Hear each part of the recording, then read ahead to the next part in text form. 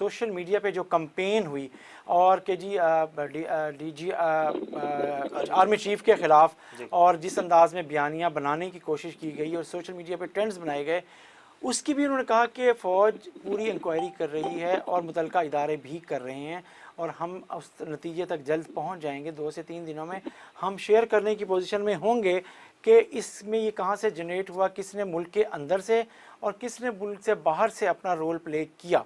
आप समझते हैं कि कब तक ये जो रिपोर्ट है वो शेयर हो जाएगी और सामने आ जाएगी, वो भी आवाम के सामने रखी जाएगी? FIA, साइबर क्राइम विंग या जो इदारे हैं वो क्या कर रहे हैं, आपको क्या लगता है? जमशेद भाई, ये वो मुहिम है जिसके जवाब में ही ये प्रेस कॉन्फ्रेंस की गई है, क्योंकि बहुत ज्यादा सवालात उठाए जा रहे थे इसी सोशल मीडिया की मुहिम में। मेरा ये ख्याल है कि जो FIA है वो एक क्रैकडाउन किए हुए पूरे मुल्क में। ये 4 दिन हो गए हैं इस क्रैकडाउन को। कल तक 12 बंदे गिरफ्तार किए गए थे पूरे मुल्क में से। आज 3-4 और गिरफ्तारियों की इतलात भी है।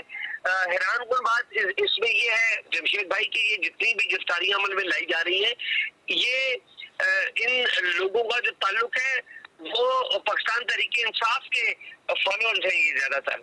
अब देखा ये जा रहा है कि क्या पाकिस्तान तहरीक इंसाफ के की क़यादत की तरफ से कोई इस तरह की हिदायत दी गई थी या अज खुद ये लोग खुद से ये कैंपेन जो है वो उस तरह से कर रहे थे। अब हमें जो इतलात है उसके मुताबिक तो यह है कि पर्चे हो गए हैं और जो मुकदमा दर्ज किए गए हैं वो पीका को तो इस्तेमाल नहीं किया जा सकता, आपको पता है, वो तो रिडंडेंट हो गया उस तरह से।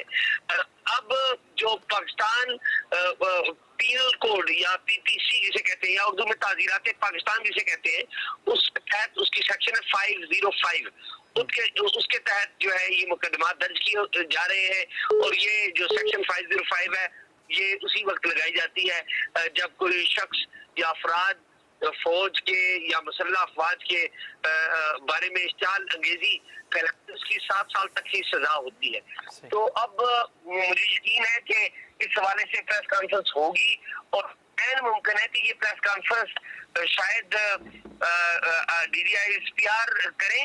अगर वो उन्होंने ना की तो FIA की तरफ से ये प्रेस कॉन्फ्रेंस अगले 3-4 रोज में मुमकिन है।